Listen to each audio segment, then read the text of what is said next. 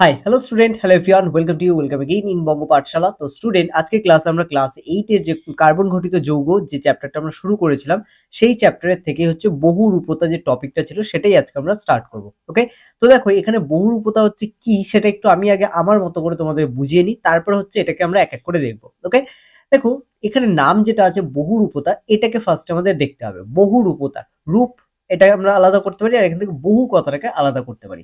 তো বহুরূপতা, এখানে কার বহুরূপতার কথা বলা হচ্ছে? মেইনলি কার্বনের, তাই তো?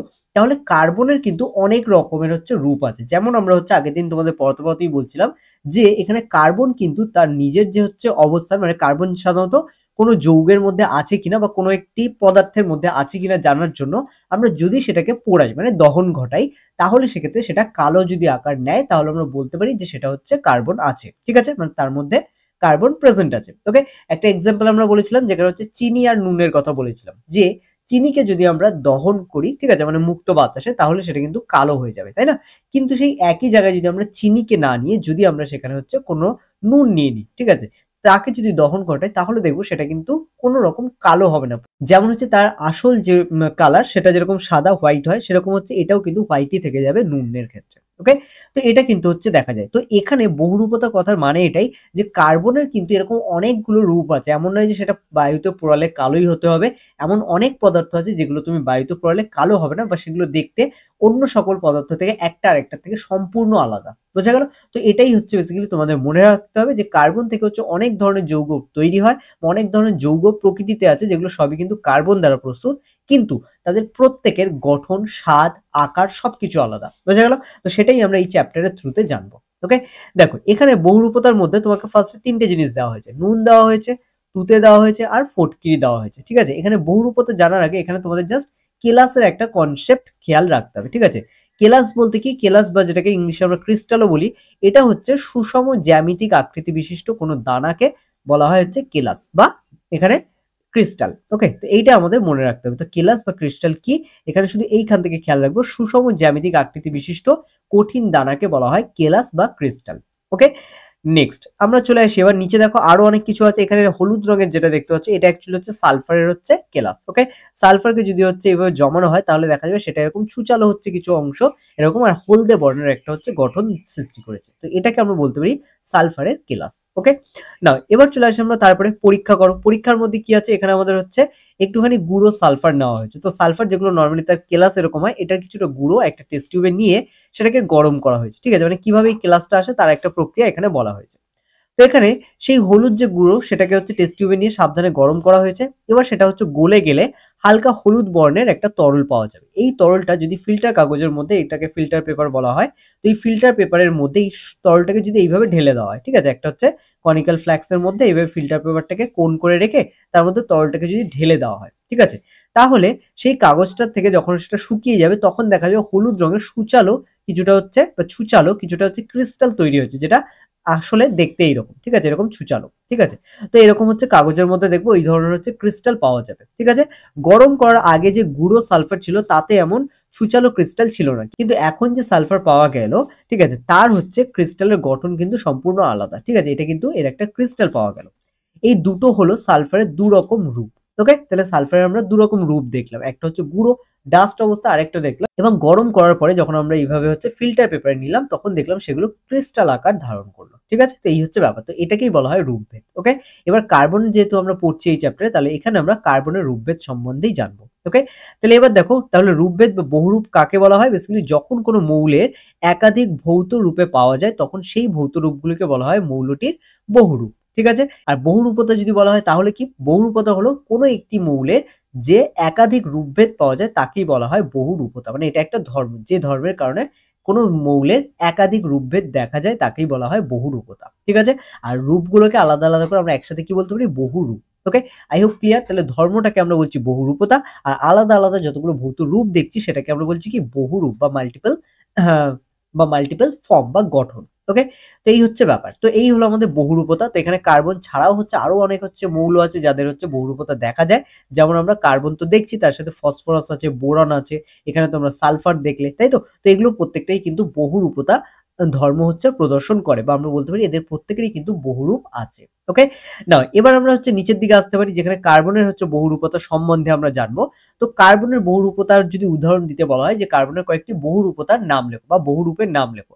তো আমরা এখানে আরামসে লিখে দিতে পারি যে কাঠকয়লা, হিরে, গ্রাফাইট এগুলো সবই কি কার্বনের। এবার দেখো এখানে ইন্টারেস্টিং একটা দেখো, গ্রাফাইট আর চারকোল তাও তো কালো দেখে বোঝা যায় যে হ্যাঁ এটার মধ্যে কার্বন আছে। কিন্তু হিরেকে দেখে তুমি কি করে বুঝবে যে এটার মধ্যে কার্বন দ্বারা তৈরি? কারণ এটাতে একদম হোয়াইট, ঠিক আছে? একদম চকচকে জিনিস, পাথরের মতো। তাহলে এটাকে দেখে তুমি কি করে বুঝবে যে এটায় কার্বন আছে?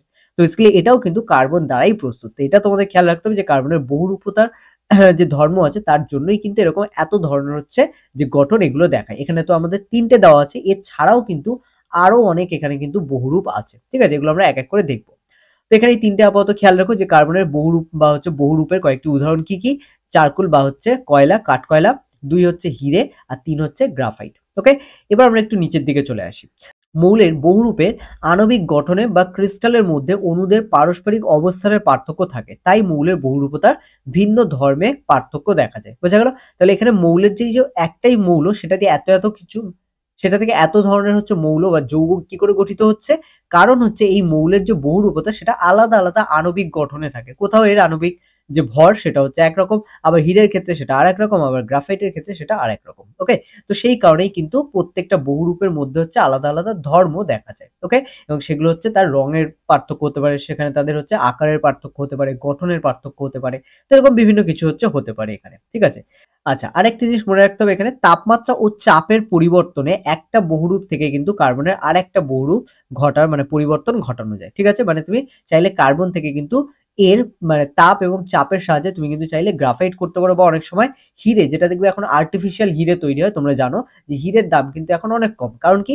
হিরে কিন্তু আর্টিফিশিয়াল মানে কৃত্রিমভাবে তৈরি করা যায়। তো এখানেও সেম কার্বনের হচ্ছে বিভিন্ন ধরনের হচ্ছে মিক্সচার নিয়ে সেটাকে হচ্ছে আর্টিফিশিয়ালি হীরের মধ্যে কার্বনের যে হচ্ছে আণবিক ভর থাকে তার সাথে অন্যান্য যেসব মৌল থাকে তাদেরকে হচ্ছে একটা নির্দিষ্ট তাপমাত্রায় নির্দিষ্ট চাপে রেখে হীরে কিন্তু তৈরি করা যায়। বোঝা গেল? তো এইভাবেই কিন্তু আর্টিফিশিয়াল যে হচ্ছে হীরে বা ডায়মন্ড সেটা কিন্তু তৈরি করা হচ্ছে। ঠিক আছে? নাও এবার চলে আসি আমরা নিচের দিকে। কার্বনের যে রূপভেদ সেগুলো কিন্তু হচ্ছে ২ ভাগে সাধারণত ভাগ করা হয়। একটা হচ্ছে নিয়তকার আর একটা হচ্ছে অনিয়তকার। ঠিক আছে? এখানে ২ নম্বর অনিয়তকার। দেখো নিয়তকার মানে কি? যেগুলোর নির্দিষ্ট একটা আকৃতি আছে। ওকে? সেগুলোকে আমরা বলবো নিয়তকার। ঠিক আছে? এর হচ্ছে আমরা সেকশন দেখব, মানে ভাগ করা আছে শ্রেণীবিভাগ, সেগুলো দেখব। আর তার সাথে, সাথে আছে আমাদের অনিয়তকার। অনিয়তকার মানে কি? এর কোনো নির্দিষ্ট শেপ নেই। ঠিক আছে? এর সাথে ইংলিশ নামটাও মনে রাখো। নিয়তকার মানে হচ্ছে ক্রিস্টালাইন, আর অনিয়তকার মানে হচ্ছে অ্যামরফাস। ঠিক আছে? এটা হচ্ছে নরমাল। এর কোনো হচ্ছে নির্দিষ্ট শেপ নেই। তো নিয়তকার ও অনিয়তকার এই শ্রেণীবিভাগের পদার্থগুলোর বাইরে থেকে দেখে যা মনে হয় তার ভিত্তিতে করা হয়। ঠিক আছে?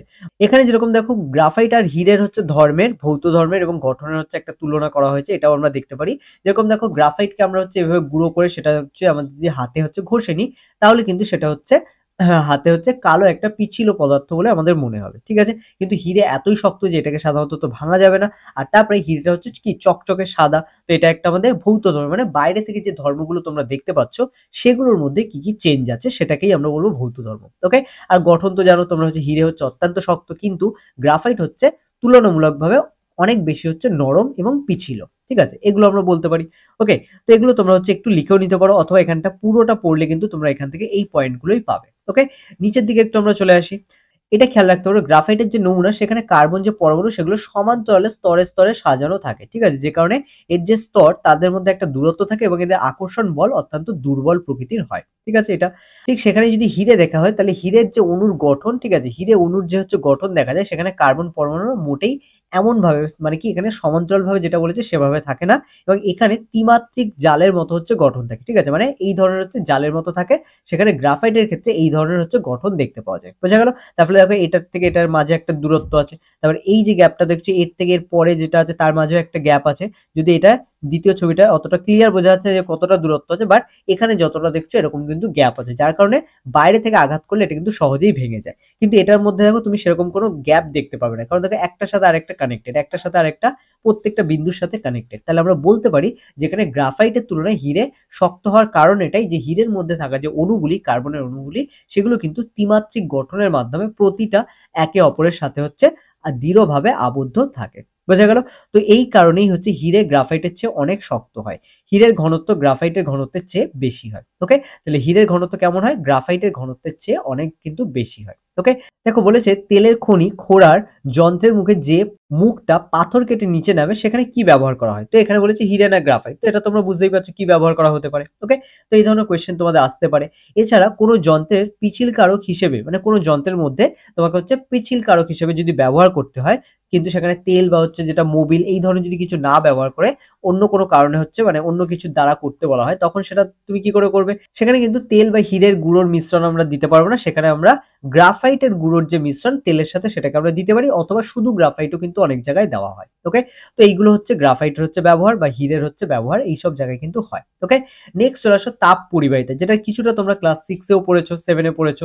তো এখানে তাপ পরিবাহিতা যদি বলা হয়, তো এক্ষেত্রে কিন্তু তাপ পরিবাহিতা যেটা সেটা কিন্তু অলওয়েজ হচ্ছে গ্রাফাইটের থেকে হীরের অনেক বেশি। ঠিক আছে? এমনকি অনেক ধাতু আছে তার থেকেও কিন্তু হীরে অনেক বেশি তাপ পরিবহন করতে পারে। ঠিক আছে? কিন্তু যদি বলা হয় তড়িৎ পরিবাহিতা, তাহলে সেক্ষেত্রে কিন্তু হচ্ছে তড়িৎ পরিবাহিতা হীরের দ্বারা হয় না, কিন্তু গ্রাফাইট কিন্তু তড়িৎ পরিবহন করতে পারে। ওকে? এটা খেয়াল রেখো। তাহলে এখানে খেয়াল রেখো, এইটা লাইনটা পড়ছো তোমরা। ঘরের উষ্ণতায় গ্রাফাইট এবং হীরের দুটোই কিন্তু তাপের সুপরিবাহী। ঘরের উষ্ণতা বলতে কি 25 ডিগ্রি সেলসিয়াস, এটা মনে রাখো, এটা অনেক কাজের। তো এটা তোমাদের কাজে লাগবে যে ঘরের উষ্ণতা বলতে 24 থেকে 25 ডিগ্রি সেলসিয়াস এরকমই আশেপাশে বোঝায়। ঠিক আছে? কোথাও 26ও থাকতে পারে। যেহেতু এটা 25 এর আশেপাশে, সেক্ষেত্রে যদি কোথাও এমসিকিউ প্যাটার্নে কোয়েশ্চেন আসে তাহলে সেক্ষেত্রে তোমরা এটাকে টিক করতে পারো। ওকে? তো এক্ষেত্রে ঘরের উষ্ণতায় হীরের তাপ পরিবাহিতা যেকোনো ধাতুর চেয়েই বেশি। ওকে? তো এটা খেয়াল রেখো, যেটা এক্ষুনি আমি বলছিলাম যে হীরের তাপ পরিবাহিতা কিন্তু যেকোনো ধাতুর তুলনায় বেশি। ওকে? এবং সেই কারণে হচ্ছে কৃত্রিম হীরের সূক্ষ্ম পাতের উপর ইলেকট্রনিক্স এর বর্তনী তৈরি করা হয়। ঠিক আছে? কোনো হচ্ছে দামি যদি ইলেকট্রনিক্স এর কোনো প্রোডাক্ট তৈরি করতে হয়, তাহলে সেক্ষেত্রে কিন্তু যে কৃত্রিমভাবে হীরে পাওয়া যায় সেই হীরে দ্বারা হচ্ছে তৈরি করা হয়। ওকে? এছাড়া হচ্ছে বর্তনীতে উৎপন্ন যে তাপ সেটা কিন্তু দ্রুত হচ্ছে হীরের মধ্যে হচ্ছে ছড়িয়ে পড়ে। ঠিক আছে? যে কারণে অ্যাপেল বা এইসব যে ফোন দেখো, এগুলোই কিন্তু হচ্ছে বলতে পারো একটা প্রোডাক্ট, বলতে পারো হিট কনজিউমার হিসেবে, মানে হিটটাকে তাড়াতাড়ি কনজিউম করে নিতে পারে এরকম একটা প্রোডাক্ট হিসেবে কিন্তু এর মধ্যে ব্যবহার হয়। ওকে? যে কারণে এখানে বলাই যেতে পারে যে যত তোমার দামি জিনিস দেখো যেগুলোর মধ্যে মানে হিট তো তৈরিই হয় না, ঠিক আছে, মানে খুব ঠান্ডাই থাকে তুমি যত ইউজ করো না কেন, এর একটা কারণ হতে পারে যেখানে কিন্তু এই ধরনের কোনো প্রোডাক্ট বা এর একদম সূক্ষ্ম, যেগুলো একদম সূক্ষ্ম, কারণ এর কি হিট ক্যাপাসিটি মানে হিটকে সঞ্চয় করা বা স্টোর করার ক্ষমতা অনেক বেশি। সেই কারণে বলা যেতে পারে যে এখানে কিন্তু হিটকে এরা কিন্তু অ্যাবজর্ব করে নেয়। ওকে? তো বুঝতে পারছো হীরের কিন্তু বিভিন্ন ধরনের ব্যবহার আছে। ঠিক আছে? আশা করি তোমরা বুঝতে পারছো যে কি জায়গায় ব্যবহার হয়। সেক্ষেত্রে তোমাকে যন্ত্রপাতি দেখে মনে হবে, বা অনেক হচ্ছে তোমরা অনেক সময় দেখো না যে একটা ফোন তার হচ্ছে দাম যেখানে 10,000 হচ্ছে সেখানে আরেকটা ফোন হচ্ছে একই হয়তো ফাংশন দিয়ে হয়তো 1.5 লাখ টাকা হয়ে যাচ্ছে। তার মানে কি কিছু তো ডিফারেন্স আছে, কিছু তো পার্থক্য আছে, যে কারণে হচ্ছে সেগুলো ইউনিক। ঠিক আছে? তো এই হচ্ছে কারণ বলতে পারো একটা, যে এইসব কারণে হচ্ছে মানে অ্যাপেল বা এইসব ফোন হচ্ছে যেগুলো হিট হচ্ছে অনেক বেশি তৈরি হওয়ার মতো কাজ করলেও তার মধ্যে কিন্তু হিট তৈরি হয় না, এবং যে কারণে কিন্তু আলাদা করে অন্য সব ফ্যানে মানে অন্য সব ফোন বা হচ্ছে কম্পিউটার যেসব হচ্ছে পার্টস আছে এগুলোর মধ্যে অনেক সময় কি হয় যে বিভিন্ন ধরনের কুলিং টুলিং এইসব হচ্ছে কুলারের জন্য পাখা টাকা ব্যবহার করা হয়, কিন্তু এখানে কিন্তু এরকম কিন্তু ব্যবহার করার কোনো জায়গাই নেই, কারণ এখানে কি যে প্রোডাক্টটা ইউজ করা হচ্ছে সেটার দাম অনেক বেশি, যে কারণে অনেক কম জায়গার মধ্যে, কারণ একটা পাখা বসাতে গেলে কিন্তু সেখানে যেগুলো কুলিং ফ্যান বলা হয় সেগুলো বসানোর জন্য একটা জায়গা নেবে, কিন্তু সেই জায়গাতে জাস্ট একটা ছোট্ট হীরের টুকরোই কিন্তু অনেক বেশি হিটকে অ্যাবজর্ব করে নিতে পারে, তাই না? তো এইগুলো হচ্ছে তো এইগুলো কিন্তু হচ্ছে একটা পার্থক্য, তোমরা বলতে পারো যে এইভাবে কিন্তু হীরেকে কাজে লাগানো যেতে পারে। ওকে? নাও এবার চলে আসে আমরা তড়িৎ পরিবাহিতা। দেখো গ্রাফাইট তড়িতে সুপরিবাহী, তাই গ্রাফাইট দিয়ে তড়িৎ বিশ্লেষণে তড়িৎ দ্বার তৈরি করা হয়। তো গ্রাফাইট হচ্ছে তড়িতের সুপরিবাহী, কিন্তু হীরে এখানে কিন্তু দেখো তড়িতের কুপরিবাহী, তো এখানে এইটা খেয়াল রাখবে। তো গ্রাফাইট হচ্ছে তড়িতের সুপরিবাহী, কিন্তু হীরে সেখানে হচ্ছে তড়িতের কুপরিবাহী। ওকে? তো এটা তোমাদের খেয়াল রাখতে হবে। এরপর চলে আসি রাসায়নিক সক্রিয়তা, কে রাসায়নিকভাবে কতটা সক্রিয়। দেখো যথেষ্ট অক্সিজেনের মধ্যে পোড়ালে হীরে আর গ্রাফাইট দুটোই হচ্ছে কার্বন ডাই অক্সাইড উৎপন্ন করে, ঠিক আছে, কিন্তু সাধারণ দেখলে গ্রাফাইটের চেয়ে হীরের রাসায়নিক সক্রিয়তা অনেক কম। কেন? কারণ হীরের মধ্যে যে কার্বন গুলো থাকে সেগুলো কিন্তু অনেক কাছাকাছি থাকে, অনেক বেশি অ্যাটাচ থাকে, এবং পরস্পরের সাথে প্রত্যেকটা একটা আরেকটার সাথে অ্যাটাচ থাকে। ঠিক আছে? সেখানে গ্রাফাইট কিন্তু একটা আরেকটার সাথে অ্যাটাচ থাকে না। বলা যেতে পারে যে কিছু কার্বনের যে হচ্ছে অণু তারা কিন্তু একে অপরের সাথে প্যারালাল মানে হচ্ছে সমান্তরালে হচ্ছে কিন্তু থাকে। তো সেই কারণে হচ্ছে রাসায়নিক সক্রিয়তা যদি দেখা হয় তাহলে কিন্তু এক্ষেত্রে হীরের রাসায়নিক সক্রিয়তা অনেক কম, সেই তুলনায় গ্রাফাইটের রাসায়নিক সক্রিয়তা অনেক বেশি। ওকে? না এবার চলে আসি হীরের আরো একটি রূপভেদ যেটাকে ফুলারিন বলা হয়। ওকে? এটা আসলে ভূষকালি মতোই একটা জিনিস, ঠিক আছে, যেটা গবেষণাগারে হচ্ছে ব্যবহার করা হয়। তো অবশ্যই এই জায়গাটা তোমরা খেয়াল করবে, কার্বনের আরেকটি রূপভেদ যার নাম ফুলারিন, এবং এটি প্রথমে গবেষণাগারে এবং পরে হচ্ছে প্রকৃতিতে পাওয়া গেছে। তো ফুলারিন গুলো হচ্ছে হীরে এবং গ্রাফাইটের মতো হচ্ছে অতি বৃহৎ অণু নয়, এরা হচ্ছে অনেক সূক্ষ্ম, ঠিক আছে, এবং এক একটা ফুলারিনতে মোটামুটি 60 থেকে 70টি কার্বন পরমাণু থাকে। ওকে? খুব বড় হয় না, এবং যে কারণে এটাকে হচ্ছে ইলেকট্রনিক্সের চিকিৎসা বিজ্ঞানে ফুলারিনের অনেক ব্যবহার থাকতে পারে বলে ধারণা করা হয়, কিন্তু এখনো পর্যন্ত এটা নিয়ে বিশেষ কিছু জানা যায়নি। ওকে? এছাড়া হচ্ছে অনিয়তকার রূপভেদের মধ্যে আমরা বলতে পারি বেশ কিছু জিনিস আছে যেগুলো অনিয়তকার, যেগুলো হচ্ছে কোনো আকার নেই, তার মধ্যেই হচ্ছে আছে আমাদের চারকোল, ঠিক আছে। তো চারকোল সাধারণত কি, চারকোল হচ্ছে কয়লার যে হচ্ছে বা হচ্ছে বলতে পারো যে কাঠে যখন রান্না হয় দেখবে একটা কালি হচ্ছে উৎপন্ন হয়, তাই না? সেটা কোনো একটা জায়গায় গিয়ে যখন জমে দেখবে কালো একটা স্তর পড়ে যায়, তাই তো? তো এই যে কালো স্তর তোমরা দেখো, এটাই কিন্তু আসলে হচ্ছে আমাদের চারকোল। এছাড়া আরেকটা বলা যেতে পারে যে চারকোল হচ্ছে, দেখবে কখনো কাঠকে যদি পোড়ানো হয়, দেখবে কাঠগুলো পুড়ে কালো হয়ে যাওয়ার পরে কিন্তু কাঠের যে টুকরোগুলো, ঠিক আছে, আচ্ছা সরি, এখানে তোমাদের চারকোল যেটা বলছি তার সাথে ওই আগে যেটা বললাম কাঠে রান্না করার পরে কিন্তু বিভিন্ন জায়গায় যে কালো হচ্ছে একটা কালির স্তর জমে যায়, ওটাকে বলা হয় ভূষকালি। তো ওটা আমি ভুল বলে ফেলেছিলাম, তো ওটাকে ছেড়ে দাও, ওটাকে আমি হচ্ছে আর একবার পরে বলছি, ঠিক আছে? আগে চারকোলটা একটু দেখি। চারকোলটা কি, কাঠকে যখন হচ্ছে পোড়ানো হয়, কাঠ পুড়ে যাওয়ার পর পুরো কালো হয়ে যাওয়ার পর দেখবে একটা শক্ত, ঠিক আছে, কিন্তু খুব হালকা হয়, এক ধরনের হচ্ছে গঠন দেখতে পাওয়া যায়, ঠিক আছে? তো এইগুলোকেই বলা হয় কিন্তু চারকোল। ওকে, তো এই চারকোল হচ্ছে আমাদের বিভিন্ন জায়গায় ব্যবহার করা হয় এবং এক্ষেত্রে সবথেকে একটা বেশি ব্যবহার যেটা, সেটা অধিশোষক হিসেবে, ঠিক আছে? অধিশোষকটা কি, এটা সাধারণত কোনো বিষাক্ত গ্যাসকে হচ্ছে শুষে নিতে পারে। ওকে, তো এটাকেই অধিশোষক বলা হয়। তো এই বিষাক্ত গ্যাসকে শুষে নেওয়ার এই যে ধর্ম, তাকেই বলা হয় অধিশোষণ ধর্ম, ঠিক আছে? যে সকল হচ্ছে পদার্থের যে কোনো বিষাক্ত গ্যাস বা যে কোনো গ্যাসকে শুষে নেওয়ার ক্ষমতা থাকে, তাদেরকে বলা হয় অধিশোষণ ধর্ম, ঠিক আছে? মানে এই ধর্মকে, যেটা আমরা আগে হচ্ছে কার্বন ডাই যেটা আমরা আগে হচ্ছে হাইড্রোজেন এবং অক্সিজেনের ক্ষেত্রে অধিশোষকের ক্ষেত্রে পড়েছিলাম। ওকে, এবার একটু আমরা নিচের দিকে চলে আসি। নিচের দিকে দেখো, এখানে আমাদের হচ্ছে চারকোলের বেশ কিছু পরীক্ষা আছে, এখানে রিডিং পড়বে নরমালি। এখানে চারকোল ব্যবহার করে কিন্তু বিভিন্ন ধরনের যে কালি তোমরা হচ্ছে দেখো প্রিন্টিং এর জন্য ব্যবহার হয় কালো রঙের, তার মধ্যে কিন্তু এটা ব্যবহার করা হয়, ঠিক আছে?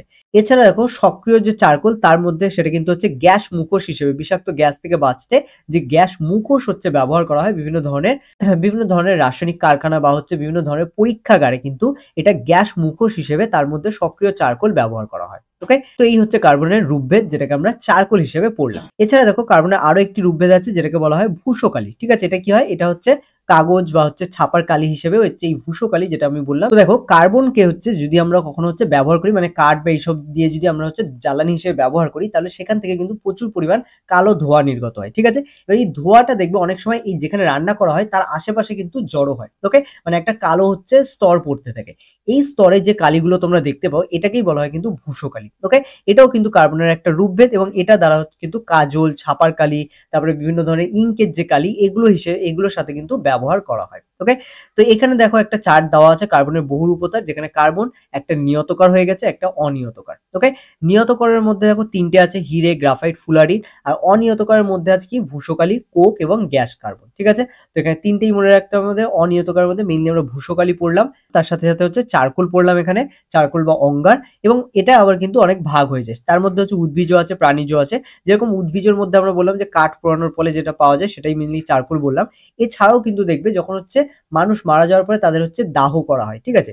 সেখানেও কিন্তু প্রাণী বা হচ্ছে অন্য কোনো প্রাণীকে যদি আমরা হচ্ছে পোড়াই, তাহলে তাদের যে অস্থি থাকে, সেই অস্থি থেকেও কিন্তু কার্বন যেহেতু প্রেজেন্ট থাকে অস্থিতে, সেই অস্থিও কিন্তু পুড়ে কালো হয়ে যায় এবং সেটাও কিন্তু আমাদের চারকোল হিসেবে ব্যবহার হয়। ওকে, এছাড়া রক্তকেও যদি দহন করা হয়, তো রক্ত হচ্ছে কালো, কারণ রক্তের মধ্যে হচ্ছে বেসিক্যালি কার্বন প্রেজেন্ট থাকে। তো যে কারণে রক্তও কিন্তু কালো হচ্ছে পদার্থে পরিণত হয়। তো এখান থেকে হচ্ছে যেটা পাওয়া যায় তাকেও আমরা চারকোল বা অঙ্গার বলতে পারি। ওকে, আচ্ছা আরেকটা জিনিস খেয়াল করবে, এখানে চারকোলের কিন্তু আরেকটা নাম হচ্ছে অঙ্গার, ঠিক আছে? তো এইটা তোমরা খেয়াল করবে, চারকোলের অপর নাম হচ্ছে অঙ্গার, ঠিক আছে? আচ্ছা, এই হচ্ছে আমাদের ব্যাপার। তো এই হচ্ছে কার্বনের নিয়তকার এবং অনিয়তকার রূপভেদ। এছাড়া এখানে অনিয়তকারের মধ্যে আরো দুটো আছে, কোক এবং গ্যাস কার্বন। গ্যাস কার্বনটাও হচ্ছে এক ধরনের কার্বন, যেটা সাধারণত গ্যাস রূপেই হচ্ছে পাওয়া যায়। ওকে, আর কোকও এক ধরনের হচ্ছে অনিয়তকার, যার কোনো গঠন নেই। এটাও সাধারণত ভূষকালির মতোই হচ্ছে অনেকটা ব্যবহার। ওকে, এখানে দেখো একটা পরিষ্কার করে লেখা আছে যে কার্বনের যে অনিয়তকার রূপভেদগুলো আছে, এগুলো প্রত্যেকটাই কিন্তু গ্রাফাইটের মতো অতি ক্ষুদ্র ক্রিস্টালের সমষ্টি, ঠিক আছে? ছোট ছোট অনেক হচ্ছে অণু নিয়ে, মানে ক্রিস্টাল মানে কি, যে কেলাস থাকে সেগুলো হচ্ছে গঠিত হয়ে একসাথে কিন্তু এটা গঠন করে। ওকে, আচ্ছা এখানে আরেকটা খেয়াল রাখো, এখানে গ্রাফিনের কথা বলা হচ্ছে। গ্রাফিন হচ্ছে আরেকটা কার্বন পরমাণুর হচ্ছে মানে ছোট ছোট হচ্ছে কণা, যেটা কিন্তু ন্যানো প্রযুক্তিতে হচ্ছে ব্যবহৃত হয়, ঠিক আছে? ন্যানো প্রযুক্তি বলতে কি, বিভিন্ন ধরনের হচ্ছে টেকনোলজির যেসব ছোটখাটো হচ্ছে কাজ আছে, ন্যানো প্রযুক্তি মানে মাইক্রো থেকেও ছোট, ঠিক আছে, একদম সূক্ষ্ম সূক্ষ্ম কাজ, সেগুলোকে বলা হয় ন্যানো টেকনোলজি। তো এই ন্যানো টেকনোলজিতে কিন্তু বেসিক্যালি এই গ্রাফিন হচ্ছে কার্বনের এই একটা রূপভেদ আছে যেটাকে ব্যবহার করা হয়। ওকে, তো স্টুডেন্ট এতটাই ছিল আজকের ক্লাস, কারণ নেক্সট ক্লাসে আমরা জ্বালানির মূল্য বা হচ্ছে ক্যালোরি মূল্য বা তাপন মূল্য বলা হয় এটা হচ্ছে শুরু করব।